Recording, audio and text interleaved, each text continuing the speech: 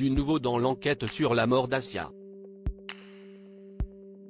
Selon Le Parisien et BFM TV, Youssef Matoug, le mari de cette quadragénaire dont le corps a été retrouvé découpé dans le parc des Buttes-Chaumont, Paris, 19e arrondissement, le 13 février dernier, a été placé en garde à vue, ce jeudi 23 février, dans les locaux de la brigade criminelle de Paris. Convoqué ce matin par les enquêteurs, il était accompagné des 3 enfants du couple, 8, 14 et 16 ans, entendus en tant que témoins.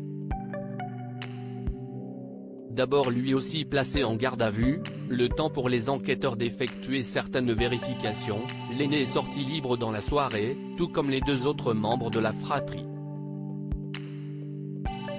Depuis l'ouverture de l'enquête, le 17 février, pour assassinat, atteinte à l'intégrité d'un cadavre et recel de cadavre, les enquêteurs s'interrogent sur les incohérences des déclarations du mari de cette femme disparue le 31 janvier.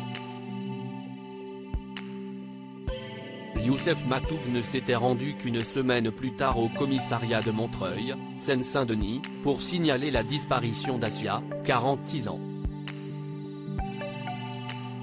Elle avait l'habitude de se rendre dans des braderies pour acheter des vêtements et les revendre, avait expliqué cet homme au micro de RTL, justifiant ainsi pourquoi il ne s'était pas inquiété plus tôt de cette absence prolongée. Lors de sa première audition, il s'était dit dépassé par les événements. Un récit incohérent durant son premier interrogatoire, Youssef Matoug avait également affirmé s'être rendu à Paris afin de retrouver son épouse et avoir tenté de la joindre sur son téléphone portable à de nombreuses reprises. Vérification faite, les policiers sont aujourd'hui certains que rien dans ce récit ne serait vrai, précise Le Parisien. Selon leurs informations notamment recueillies auprès du voisinage, Asia ne quittait que rarement leur appartement.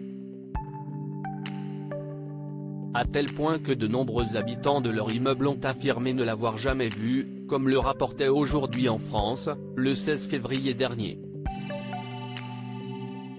3 jours plus tôt, des agents d'entretien de la mairie de Paris avaient découvert un tronc humain enfoui dans un sac poubelle dans un endroit difficile d'accès de ce grand parc du nord-est parisien. Une tête et le reste du corps avaient été retrouvés le lendemain.